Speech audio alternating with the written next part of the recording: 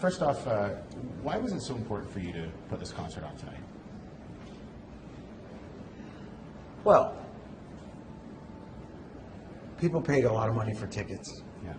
And anytime people pay money for a ticket and then you find out that a situation happens as it did, and there wasn't going to be any refunds, there was no chance that I wasn't going to make it happen. So I'd have been disappointed just as a performer, let alone as if I were a ticket buyer. Yeah. I plan to come. I'm here. We're going to do it. It's going to be great. Have you run across anything like this before? Like, is this unique to this situation now? It's, yeah. I have not. You guys been in the business a long time. I have been in the business a long time, and it's tough. You know, we really don't usually deal in these kind of situations. We've been around this far too long. Yeah. But it's okay. We have the ability and experience to still deliver the promise to the person who wants to come and see it. Right. I guess as an artist, also when you hear people on Twitter and things like that saying, "I can't believe this," and so upset. Maybe you as an artist read that and think, "These are the people that pay my salary." No, I don't think of it like that. I don't work for anybody. I make art, and if people want to buy art, that's their business. Right. But what I do care about is that I have a commitment, and dedication and commitment to anything is paramount with me. And my integrity is more important than anything. I don't care about money, and I certainly don't work for anybody. Right. No. So I'm here because my word is my bond. So I'm here. This is going to be a very intimate show with people. Yeah. Sort of thinking back to the beginning, right? It's not that small. It's 7,500 instead of 15,000. But yeah, again, that wasn't my doing. Last time we were here, we sold the building out. For sure. Yeah. Yeah. I'm not worried about that. No, not at all. For the fan experience, it's great. It's cool. Plus, this isn't the band. Right. Remember. Yeah. This is my fun band. I call them. This is my summer band. I actually start rehearsing with the band for the tour tomorrow. Yeah. But trust me, this is going to be fun.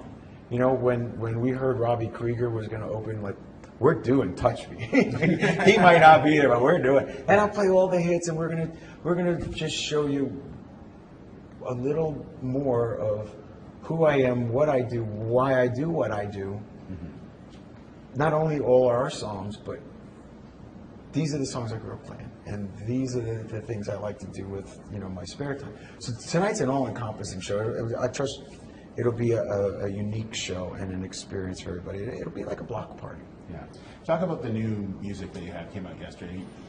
Describe sort of what this so-called album is. Yeah, Burning Bridges is the end of an era, really, and it was meant to coincide with a Southeast Asian tour that we were doing. It was it's a fan record. It's under the radar, right. But it's also the conclusion of a 32-year relationship with my record company, and it was time to move on. The traditional model wasn't working for me anymore, and so it was both a fulfillment and, more importantly, something I'm proud of, because it's songs that I wouldn't put out otherwise.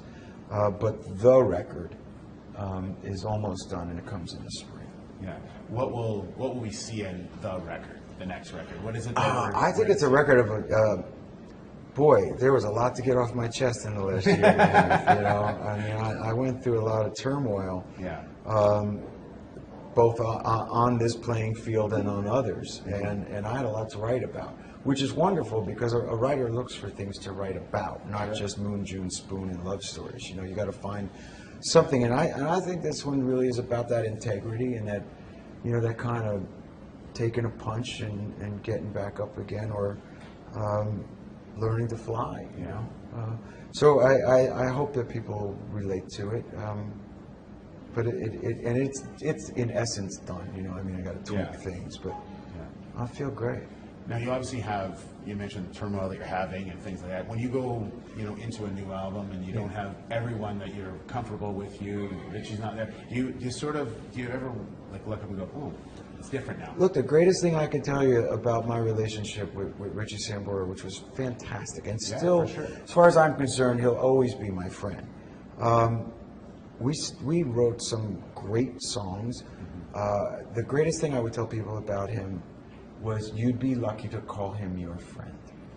Greatest thing I could ever say about anybody, man or woman. And people think that being in a rock band is a life sentence. It's not. You know, it's an art, and when you want to share that art, you do. There was no falling out. There was none of that nonsense in the Google machine that said, money or fighting or whatever. He didn't show up to work one day, and subsequently didn't show up 82 other times on the tour. I got the message. But everybody understands because it's grueling. Yeah. It's a very difficult life, and it's a very difficult life when you're a single parent. There's a lot of things that came into play. Yeah. And so I understand, but it doesn't mean that I can't continue to make art or that Tico and Dave should suffer for it. Sure. So we made another record. Yeah.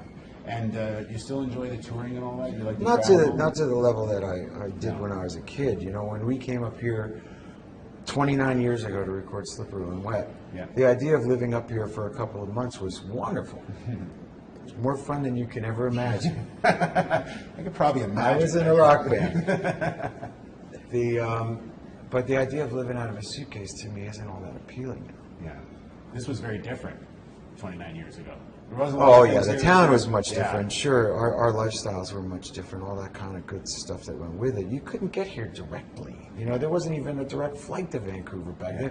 We're talking before cell phones, before fax machines.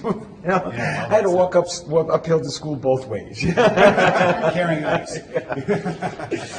So it was a much different era, and it was great. This city was coming alive at that time, and we were lucky enough to be a part of it.